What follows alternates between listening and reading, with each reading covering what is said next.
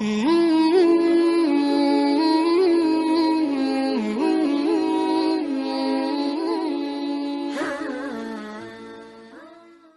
yang terakhir kalau terangno tentang filosofi sholat.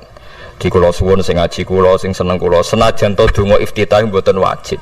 Tapi nanti kesempatan kedah diwaca karena ndak ada riwayat yang mengatakan ulama pernah meninggalkan itu. Senajan to sak kadar.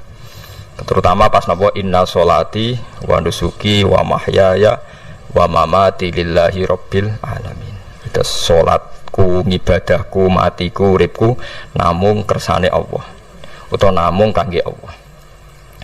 Karena ini menjadi filosofi sing dadekno salat mari ahlil jannah. Jadi kita nak salat mesti ahlil jannah. Wong qad aflaha, teman-teman bejo wis mesti bejane. Sampeyan ora usah wedi suul khotimah. Niku waswase setan. Mboten enten suul khotimah. Setan niku wis keliru, semua meden-meden itu. Nak setan percaya suul khotimah ikon gawe suul khotimah. Mulane kula anggere wedi suul khotimah ngomongan kok setan. Tan setan nak pancen aku mbok weden-wedeni suul khotimah yo gawe wae aku ben suul khotimah. Aja meden-medeni tok.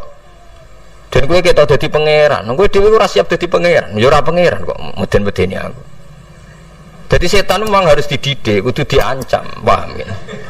Mulane kula ana kiai pemuja setan kula ora seneng setan godane ngene kiai ra mesti selamat, wong top-top ra mesti selamat. Itu namanya memuji setan karena dia nganggap setan itu luar biasa.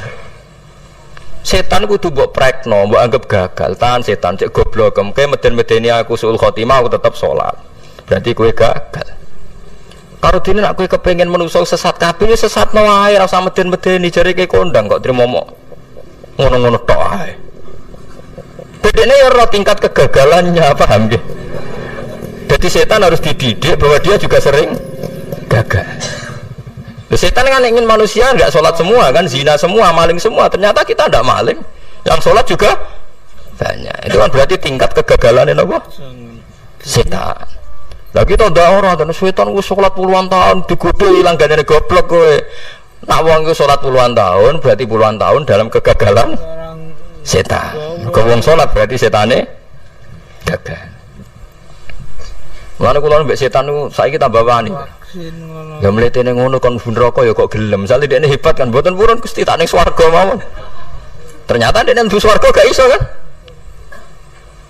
Lah ya mletene lah ya wong lemah ngono kok mbok endo. Tadinya setan kan lemah sekali kan. Lah iku sedekahul azim ketika ngendikan inna kaida syaitani kana napa dhaifa. Sebenarnya setan itu dalam bahasa Quran itu dhaif sekali. Lemah sekali. Tapi kita sering muji. Nggih sering apa? Sering muji. Darani setan hebat, wong wali, wong alim kadang digodho kena. Ya soal kena cara kena akeh ra kena ngono wis akeh apa? Akeh boten apa? Kena minimal ngeten lho sampean. Tapi kula nate Gus kepengin tahajud terus tahajud berarti setane menang. Tapi setan ora sekedar kowe kepengin ra tahajud, kepengin kowe kafir. Wong mau kira tahajud tenan iku setan isih rugi kok. Tapi kowe jek Islam tapi jek mlebu swarga, kepengin iku nanti apa? Kafir. Jebule kowe ora kafir kan? Lan ana ulama nak tangi turu gak tahajud, ndekne nangis. Angger kani gak tahajud nangis. Terus matur mbek pangeran, Gusti kenging napa kula mboten kasil tahajud. Ambek pangeran dingendikane ngene, teng kitab Al-Minanul Kubra karangan Imam Syaroni. Kowe ku ulama kok bento. Sing nurokno kowe sapa? Nggih jenengan Gusti. Sing maringi tangi sapa? Nggih jenengan. Lah wis anggap ae kabeh kersaku, ora kersane setan. Wis bar. Mulane aku lara mati tahajud keterusan nggih tenang mawon kula duwe ilmune, Kowe ulama to bento. Sing nurokno kowe sapa nggih jenengan Gusti? Sing nangane sapa nggih jenengan? Kula iya sak kabeh ku sing ngersakno aku rido ra wis bar. Mulane nek nak tangi ra tahajud nggih rido mawon. Apa meneh bedino.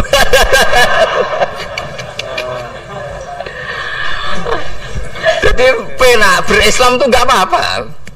Berislam tuh gampang. Ya kowe turu sing kersakno sapa? Nggih jenengan Gusti. Kowe tangi sing kersakno sapa? Lah iki sanggep bae ku kabeh kersaku bar. Paham ya? Terus nak wae tahajud ya tahajud yo kersane pangeran. Ra tahajud ya ra tahajud yo kabeh kersane napa? Pangeran. Penting mboten maksiat mun sae. Penting mboten napa? Maksiat. Mun jenengan ngandel kula. Inna sholati wa nusuki wa mahyaya. Lah ini sing titik tekane teng wa mahyaya. Ngeten misalnya. Urip niku kabeh kersane Allah. Carane mikir ngeten. tiang-tiang sing jaduk-jaduk dhisik ya mati, nabi nggih kapundhut, tiang-tiang soleh nggih kapundhut, tiang-tiang dolim nggih kapundhut. Kalau betul mereka ingin menjaga kehidupan, berarti kalau betul mereka kuasa kan tidak kapundhut, hidup selamanya. Nyatane do mati, berarti urip mati namung kersane Allah. Terus misalnya sampean berpikir, lalu sumber nak wis dadi lemah carane tangi piye? Lah ini yang penting kula aturaken teng ngaji mriki. Kula sederenge ngaji nu sering akhir-akhirnya sering salat maca ayat liyahlika man halaka am bayyinati wa yahya man hayya napa am bayyinah. Tugase ulama iku jelasno ayat-ayate pengiran. Sampeyan saiki tak bedheki. Sekarang sampean Anda hidup itu tahu alasannya enggak? Kenapa Anda hidup? Enggak tahu kan? Kenapa kita masih hidup? Enggak tahu. Kenapa Anda wujud? Juga enggak tahu. Kita pernah ada, tahu-tahu ada, juga nggak tahu alasannya kenapa. Yang jelas di luar ikhtiar kita. Setelah kita katanya punya akal ya, saya bilang lagi loh. Setelah kita katanya punya akal terus bilang kita masih hidup karena orang kelindes truk, karena nggak kena penyakit, karena jantung kita normal, paru-paru kita normal. Terus kita bilang hidup. Jadi kita atas nama kebodohan bilang kita hidup karena jantung kita normal, paru-paru kita normal, semuanya normal. Maka kita hidup. Nah ditakoi, lalu kapan kita mati? Setelah jantungnya rusak, paru-parunya rusak, terus kita mati. Tapi orang yang sama kalau ada bilang berarti yang menjadikan hidup itu jantung dan paru-paru. Lalu berarti zaman kita belum hidup itu jantung dan paru-paru harus ada dulu karena itu yang bikin hidup. Ya ada juga, dulu ada juga.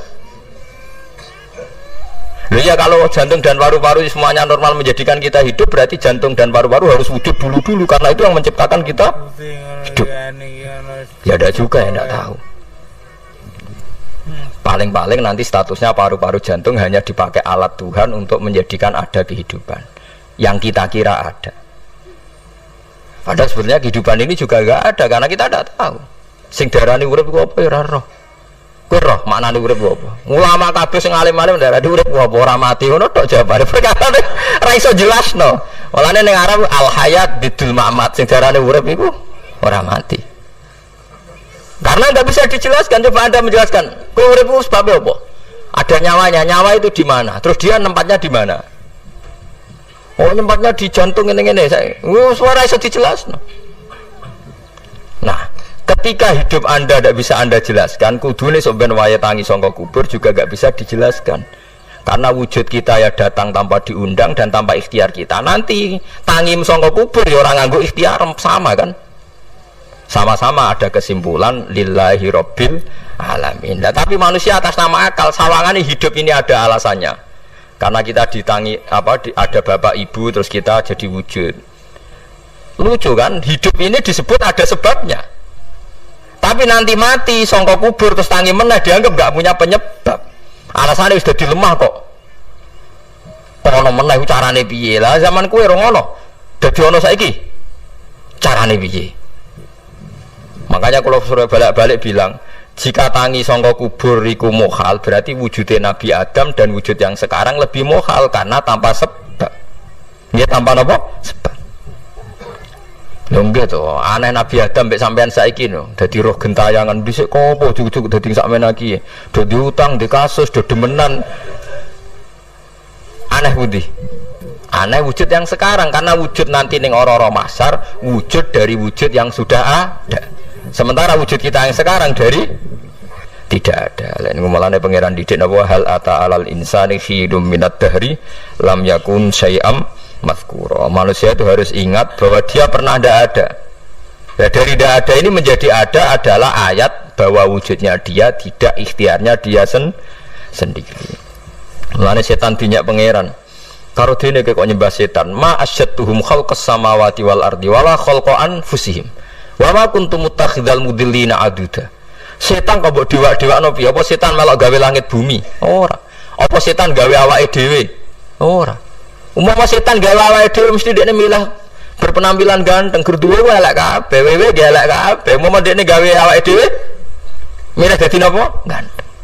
Mulane tiyang sing pun wusul nak roh setan mlebu neraka. Wah berarti setan ra hebat, mletene ngono jebule milih nggon neraka. Kudune nak hebat kan milih nggon apa? Swarga. Lho niku mun kersane pangeran nego setan dakok neraka nek wong apik dakok swarga. Lah iya trimo diatur kok botol ngono ae kan. Hanya jika Anda bilang wis kersane pangeran setan dakok neraka, berarti setan mau koyok botol, koyok watu sing ditata sing duwe. Berarti setan ndak siapa? Siapa. Sama dengan kita ada siapa? Siapa? Lam yakun syai'am.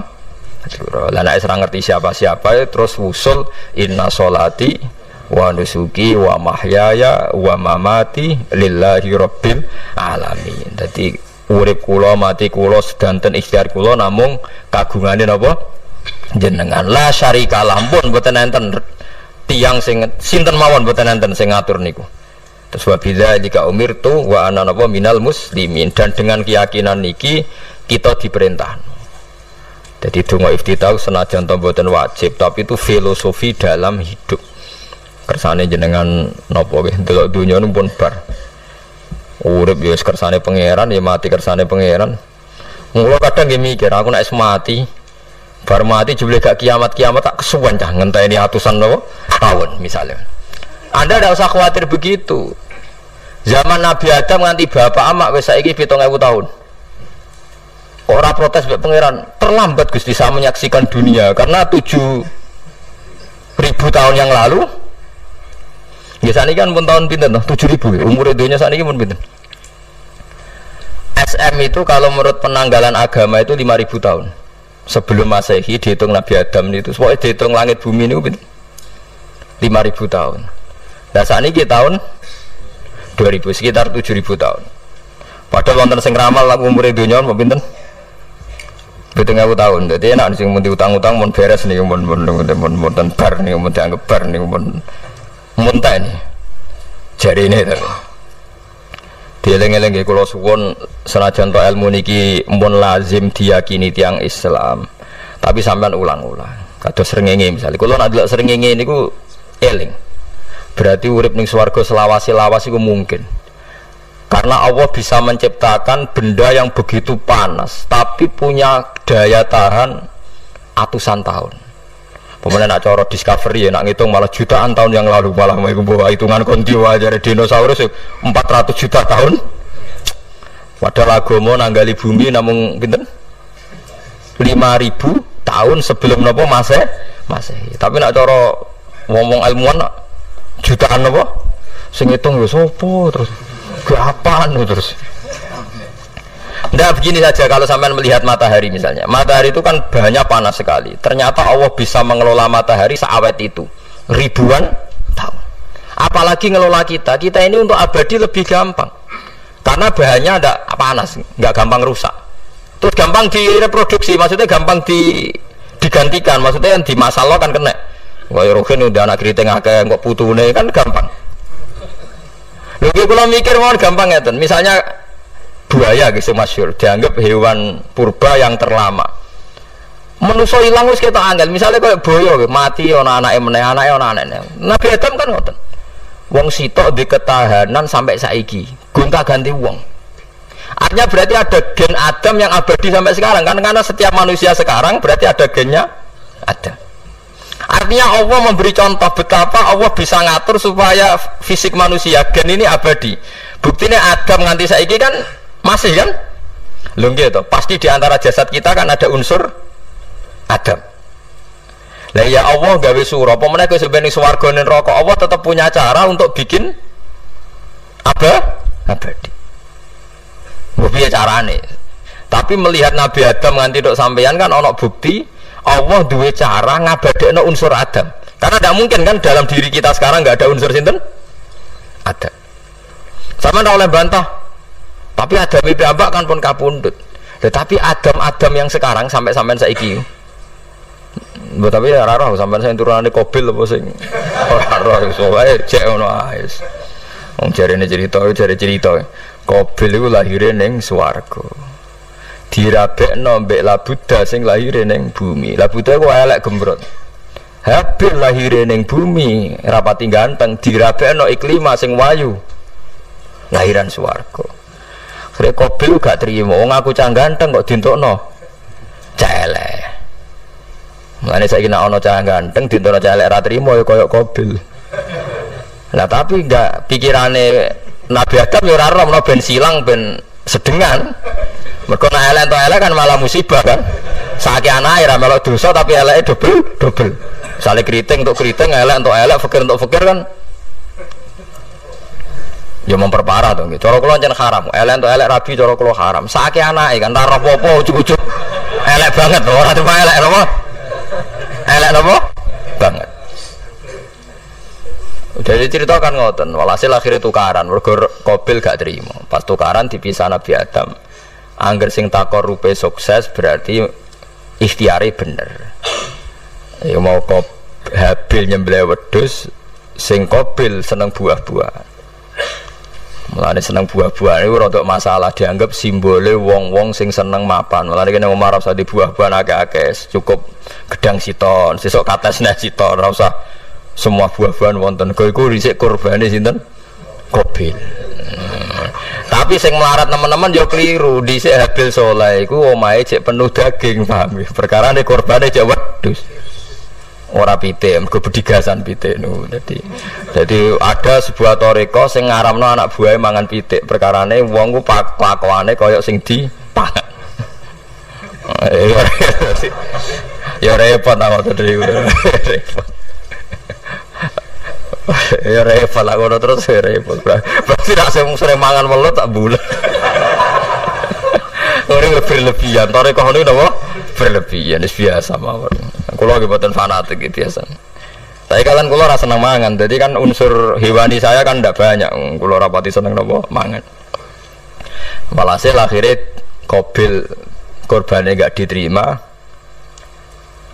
Habil diterima. Terus semenjak itu juga akhirnya walhasil Qabil mateni Habil. Jadi makanya konflik wedoan, konflik tertua, mental membunuh ya mental tertua. Pertama peradaban manusia itu dibangun rebutan wong wedok dan saling membunuh. Nek ana tukaran kira usah gawa, iku tradisi terlama. Nggih, tradisi terlama manusia.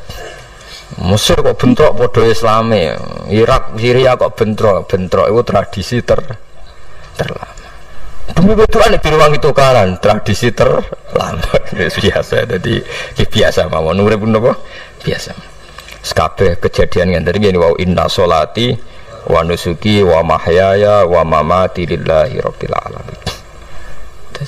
Macam-macam ya nak tiang tasawuf ngartekno kabeh iku kersane Allah. Nak tiang fikih ngartekno semua ibadah kita diikhlasno ora golek imbalan, namung kabeh dipersembahkan kangge Allah. Cuma teori fikih ini ada kelemahannya, kesannya Allah itu butuh kita kasih. Padahal kita bisa sholat yang nganggo hidayate pangeran, iso zakat yang nganggo donyane pangeran. Kok kowe ngrasa zakat itu donyane sapa? Mulane sing bener gitu teori tasawuf, kita iso sedekah ya kersane pangeran. Sing kita sedekahno nggih donyane pangeran. Berarti lillahi. Nah, jadi lillahi ta'ala artinya nak cara tasawuf itu bahwa semua kebaikan kita ini karena Allah, karena hidayat Allah. Nah, cara fikih boten kesannya kita yang berbuat lalu kita ikhlaskan Allah. Tapi pertanyaannya kan kita bisa berbuat itu pakai fasilitas apa? Hidayatnya Allah juga kan? Nah, makanya ilmu tertinggi dianggap tasawuf, karena tasawuf ini yang benar-benar lillahi rabbil alamin. Tapi fikih juga baik karena uang kan seneng GR tuh, nak muni aku alhamdulillah berzakat. Muni aku alhamdulillah berzakat itu kan ya ora jelas. Muni aku ngrasa dekne pelakune, muni alhamdulillah kersane Allah itu ya bahasa paling gak jelas. Tapi apa muni ngono, aku alhamdulillah bersolat. Ya pamer nak aku bersolat, tapi ya ngakoni nak kabeh kersane Allah. Lah nek kersane Allah sing dipamer apane ngene ya ora jelas ya. Ya tapi itu apik lah. Muni apa? Aku alhamdulillah bersolat itu ya bahasa agak jelas. Ya enggak jelas juga bahasa itu tapi ben ngono. Paham geleng-geleng itu. Terus salat niku ini yang keempat kalau ceritani hikayatu sholatil khosyin. Saya baca di beberapa kitab Sayyidina Umar niku dipanah. Panah niku rak wonten mata pancing. Jadi nak melebu niku ditarik sakit, nggih. Nak ditarik napa? Sakit sekali. Ditarik dokter paling canggih pun sakit. Akhirnya Sayyidina Umar kondo, engkau tarik pas aku sholat. Kalau aku nak sholat aku lali. Tenan pas beliau sholat ditarik uga ubah blas.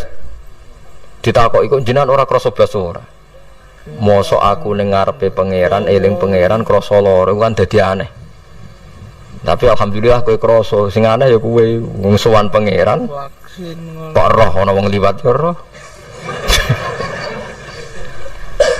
Jadi Sayyidina Umar dadi khusuke Sayyidina Umar nganti dipanah ditarik wak kangelan. Loro. Pesen ning kok aku tarik pas salat.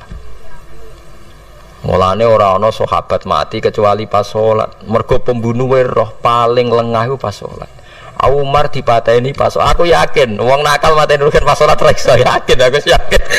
Plengane ngono jipi. Semasa salat tetep siaga ya. Iku sirine kena apa Umar dipateni pas salat. Kok musuhe ku ngerti, sahabat tuh paling lali nak pas salat. Sayyidina Ali kabudute nggih pas salat.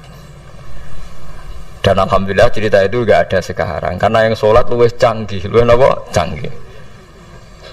Wah, tetap konangan lho. Salate plengan dis. Konsentrasi penuh menjaga diri sendiri. Dadi kayak lewengeran.